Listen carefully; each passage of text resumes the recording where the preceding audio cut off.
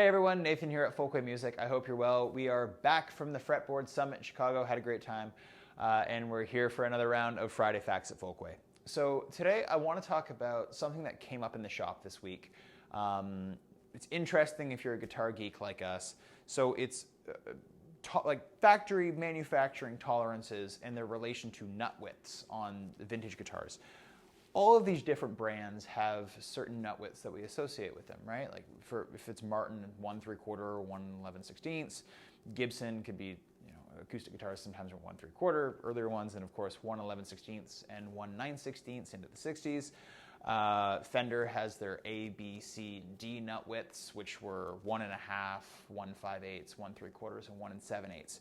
So if you're kind of a guitar geek, you probably have some of that stuff memorized, or at least know somewhat about this. But within those boxes, stuff doesn't always line up because, again, there was a wider range of tolerance to manufacturing when these guitars were being produced. So here's a few examples. These right here are both 1960 Gibson ES 330Ts. Both built in the same year, both the same spec. This is like an R6000 factory order number. This is an R3000 factory order number.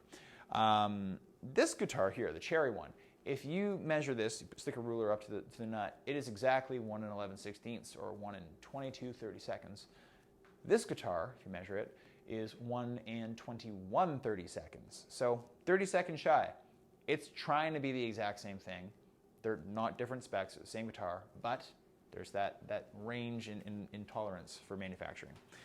Same thing here on these two Fender guitars. So these are both from 1964, 64 Jazzmaster, 64 Jaguar. Yes, the Jaguar is a shorter scale length, but both of these guitars have Fender's B neck, which designates a 1 5/8 nut width.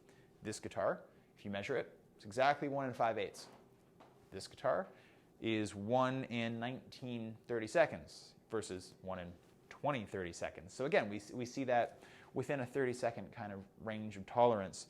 And this is not an uncommon thing. This is just part of vintage guitars being vintage guitars. They're all a little different. They're all quirky, and that's why we love them.